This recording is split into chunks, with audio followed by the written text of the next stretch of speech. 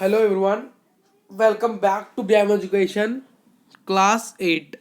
तो आज हम बात करने वाला है यहाँ पर एक और नए टॉपिक के बारे में, जो कि ओमेन कास्ट एंड रिफॉर्म का आज हम करेंगे लेक्चर नंबर 3। सर क्या है यहाँ पर?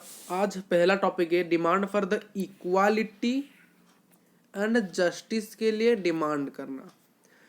Second half of 19th century में जो लोग थे, लोअर कास्ट के जो पीपल्स थे, उन्होंने ऑर्गेनाइज किया मूवमेंट्स, यानी बहुत सारे ग्रुप फॉर्म करके उन्होंने आंदोलन किए। आंदोलन किसके अगेंस्ट में किया था? कास्ट डिस्क्रिमिनेशन के अगेंस्ट में उन्होंने क्या किया था? आंदोलन किया था। यानी जो कास्ट के बेसिस पर, जो लोअर कास्ट के बेसिस पर उनके ऊपर डिस्क्रिमिनेट किया जा रहा था, अत्याचार किया जा रहा था, उसको खत्म करने के लिए उन्होंने ये सारे आंदोलन किए थे। और उन्होंने समाज में अपनी इक्वालिटी मांगी थी और जस्टिस मांगी थी। कहाँ पर? समाज में अपनी इक्वालिटी, इक्वल रिप्रेजेंटेशन मांगा था। हमें इक्वली रिप्रेजेंट करिए समाज में, आपको जितना सारे रिप्रेजेंट किया जाता है हमें भी उतना मिलना चाहिए। इस प्रकार से उन्होंने मांग की थी। एक सतनामी मूवमेंट को इंट्रोड्यूस किया गया था सेंट्रल इंडिया में, जिसे घासीदास ने फाउंड किया था, जो कि घासीदास भी एक लोअर कास्ट पीपल ही थे। और वो आगे आकर इम्प्रूव करना चाहते थे समाज के स्तरीय पर लोअर कास्ट का equally representation of the status, यानी उनका इक्वालिटी ही ये चाहते थे। यानी ये लोअर कास्ट से एक मसीहा आए थे घासीदास, इन्होंने सतनामी आंदोलन को शुरू किया था, जो कि इक्वली उनका सोशल स्टेटस रखना चाहते थे समाज में, लोअर कास्ट पीपल्स का। अगर आप ईस्टर्न बंगाल की ओर जाओगे, वहां पर हरिदास ठाकुर मटुआ सेक्टर से एक वर्कर थे, जो कि एक लोअर कास्ट से ही थे, जिन्हें कि हम चंदाला कल्टीवेटर्स के नाम से ही जानते हैं, चंदाला कल्टीवेटर्स के नाम से। और हरिदास ने ये क्वेश्चन किया था कि जो ब्राह्मणिकल टेक्स्ट है, जो स्क्रिप्चर से, मानुस्क्रिप्ट से, वहीं पर ही लिखा गया है कि सपोर्टेड द कास्ट सिस्टम, यानी जो बड़े बड़े बुक से ब्राह्मणिकल टेक्स्ट ब्राह्मण के द्वारा प्रिपेयर किया गया है, वहीं पर तो लिखा गया है कि ये जो कास्ट सिस्टम है, ऊपर caste system, middle caste system है, लोअर कास्ट सिस्टम, इनको सपोर्ट करिए। श्री नारायण गुरु थे, जो कि इजावा कास्ट से थे, और जो कि कास्ट सिस्टम को नहीं मानते थे, और कास्ट सिस्टम को वो कहते थे कि there was only one caste, one religion and one God for humankind. यानी ह्यूमन काइंड के लिए यहाँ पर एक ही कास्ट, यानी एक ही जाति है। वो एक जाति ये है कि हम सभी इंसान हैं। यहाँ पर एक ही रिलीजन है, यानी वन रिलीजन, यानी एक ही धर्म है। वो धर्म क्या है? हमारे अंदर इंसानियत है, हम सभी इंसानियत हमारा धर्म है। एक भगवान यानी वन गॉड, यानी एक भगवान। एक भगवान क्या है? हमारे सभी लोग हमारे भगवान हैं। तभी ह्यूमन क्या होगा? दयालु हो जाएगा। आगे बढ़ते हैं। गुलामगिरी मेनली एक बुक का नाम है, जिसे लिखा गया है ज्योतिराव फुले के नाम है। ज्योतिराव फुले जो कि 1827 में जन्म लेते हैं, एक लोअर कास्ट लीडर है। ये एक लोअर कास्ट लीडर है। लोअर कास्ट पीपल्स के जो डिस्क्रिमिनेशन को देखकर वो उनका लीडर होकर, उनका सहानुभूति बनकर, उनको आगे लेकर, आगे स्तर पर लेकर उन्हें क्या करना चाहते हैं? लड़ना चाहते हैं, उनका हक उन्हें देना चाहते हैं, यानी इक्वालिटी उन्हें बनाना चाहते हैं।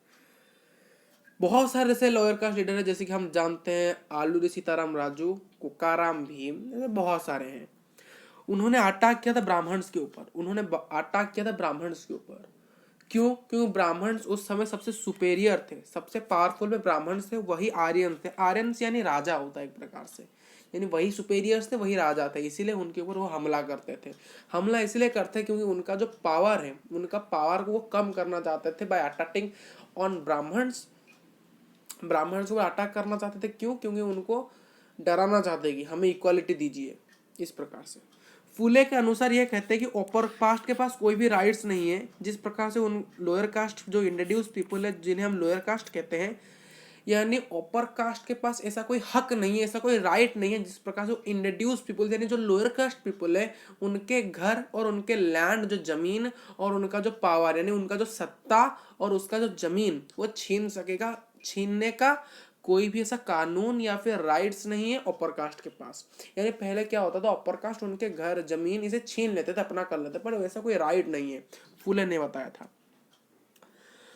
फूले प्रपोज करते हैं कि जो शूद्रज हैं और जो अति शूद्रज हैं इन्हें एक हो जाना चाहिए।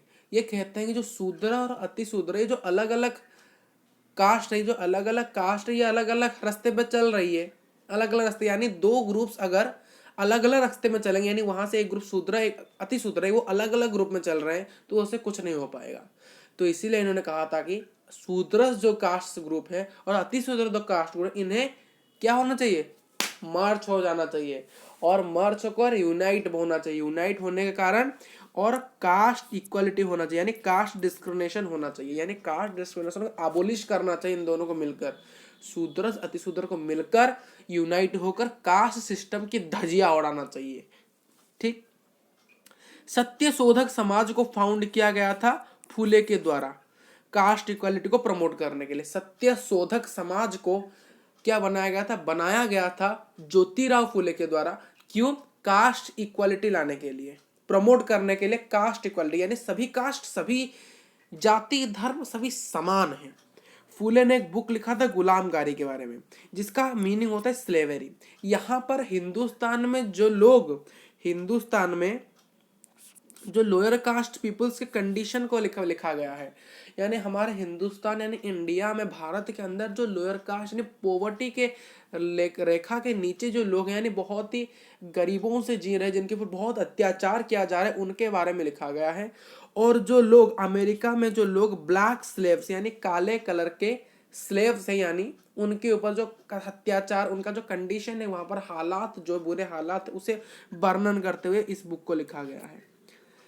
20th सेंचुरी में क्या हुआ था, कास्ट को रिफॉर्म किया गया था दो लोगों के द्वारा, जो कि यानी 20th सेंचुरी एक मूवमेंट, आंदोलन किया गया था। 20वीं सेंचुरी के अंदर एक मूवमेंट यानी आंदोलन किया गया था कास्ट को रिफॉर्म करने, इस कास्ट को एक और बार बनाने के लिए, और बाद में इसे कंटिन्यू किया गया BR अम्बेडकर के द्वारा और EV रामास्वामी नेकर के द्वारा। अगर मैं आपको पूछूं एक क्वेश्चन, टाइप्स ऑफ शूद्रस, आप मुझे बताइए क्या है शूद्रस के प्रकार। तो मेनली शूद्र दो ही प्रकार के, वो क्या क्या है, सबसे पहला शूद्रस, ये दूसरा अति शूद्रस। याद रखना, ये पूछ लिया था कभी 1 मार्क का क्वेश्चन। आगे बढ़ते हैं। हु कुड एंटर टेम्पल्स, कौन कौन मंदिर के अंदर आ सकते हैं। अंबेडकर जो कि जन्म हुए थे एक महर फैमिली के अंदर, अंबेडकर एक महर फैमिली से थे, जो कि कास्ट प्रेजुडाइज को एक्सपीरियंस कर चुके थे। कास्ट प्रेजुडाइज, कास्ट के यानी कास्ट के बेसिस पर आपके अंदर भेदभाव करना, उसे कास्ट प्रेजुडाइज किया जाता है। यानी आपका कास्ट क्या है, उसके बेसिस पर आपके ऊपर डिस्क्रिमिनेट, अगर ऊपर कास्ट आप हो तो आप बढ़िया, आप सुपेरियर हो, अगर आप लोअर कास्ट हो आपके ऊपर डिस्क्रिमिनेट किया जाएगा, अत्याचार किया जाएगा। स्कूल के अंदर उन्हें जबरदस्ती स्कूल के बाहर बिठाया जाता था, उन्हें स्कूल के क्लासरूम के अंदर अलाउ नहीं किया जाता था। किसे? BR अम्बेडकर, उन्हें क्लास के बाहर बिठाया जाता था कॉरिडोर के अंदर, और उन्हें पानी पीने के लिए भी टैब से अलाउ नहीं था। जो टैब था स्कूल के गवर्नमेंट टैब से, वहां पर भी उन्हें अलाउ नहीं किया गया था पानी पीने के लिए, उसे सिर्फ अपर कास्ट बच्चे से यूज कर सकते थे।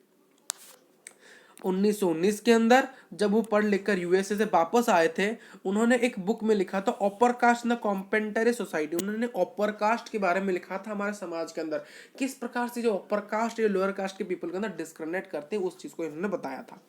1927 में अंबेडकर ने टेम्पल एंट्री मूवमेंट यानी एक मंदिर अंदर जाना आंदोलन को शुरू किया था। यानी जो लोअर कास्ट पीपल थे उन्हें पहले मंदिर के अंदर जाना अलाउ नहीं था, तो इसीलिए इस मूवमेंट के अंदर उन्होंने कहा था कि सभी लोगों को जो जिनके ऊपर कास्ट के बेसिस पर क्या किया जाता है, समाज में इनके ऊपर कास्ट के बेसिस पर डिस्क्रिमिनेट किया जा रहा था, जिनके मंदिर के अंदर अलाउ नहीं था, उन्हें भी अलाउ किया जाएगा। इसीलिए उन्होंने टेम्पल एंट्री मूवमेंट किया गया था। इसका बहुत भी अपोजिशन हुआ, अपर कास्ट लोग मना करते थे वो नहीं जा सकते, बट वो आखिरकार ये जो सक्सेसफुल मूवमेंट सक्सेसफुल हुआ और लोअर कास्ट पीपल अंदर जा सके, वही तो उनका एम था। उनका एम था कि जो लोअर कास्ट पीपल है वो मंदिर के अंदर जा सके, इसीलिए इस आंदोलन को किया गया था। तो एक लास्ट टॉपिक, चैप्टर खत्म, नॉन ब्राह्मण मूवमेंट। द नॉन ब्राह्मण मूवमेंट। ये जो नॉन ब्राह्मण यानी ब्राह्मण तो एक क्या है, सुपेरियर कास्ट है, और नॉन ब्राह्मण यानी एक लोअर कास्ट हो जाएगा, उसी प्रकार समझिए। तो एक नॉन ब्राह्मण मूवमेंट को शुरू किया गया था 20th सेंचुरी के अंदर। एक नॉन ब्राह्मण कास्ट यानी जो एक व्यक्ति के द्वारा किया गया था, ग्रुप के द्वारा किया गया था, जो कि नॉन ब्राह्मण कास्ट से 20th सेंचुरी में उसे किया गया था।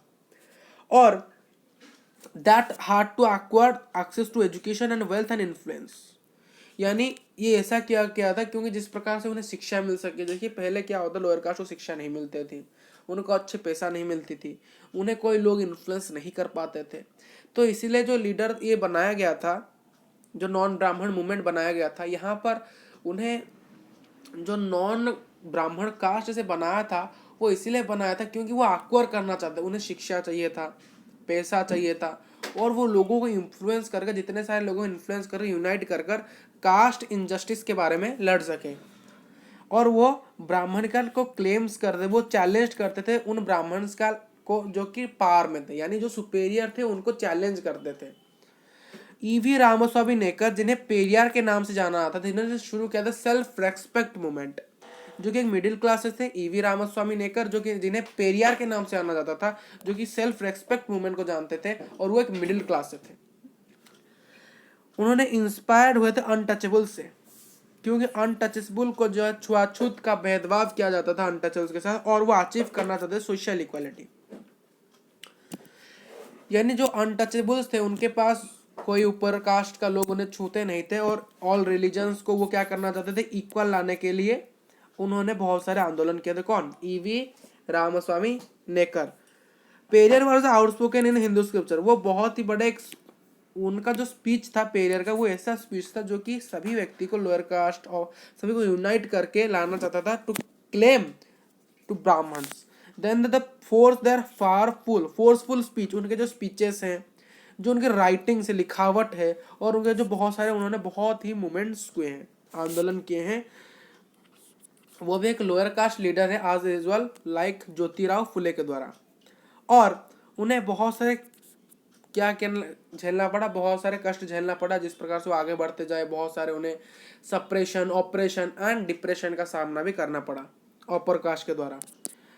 ठीक, जो अपर कास्ट नेशनलिटीज लोग थे, नेशनलिस्ट लीडर थे, उनका उन्होंने अपोज किया था। अपोज करने पर समय बहुत ऑपोजिशन, संघर्ष करना पड़ा धीरे धीरे ऐसे होकर। और आज हम क्या देख रहे हैं, कास्ट इक्वालिटी देख रहे हैं, कास्ट इक्वालिटी, कास्ट इक्वालिटी देख रहे हैं। तो जो लेक्चर्स के नोट्स आपको कहाँ मिलेंगे, डिस्क्रिप्शन बॉक्स में मिल जाएंगे।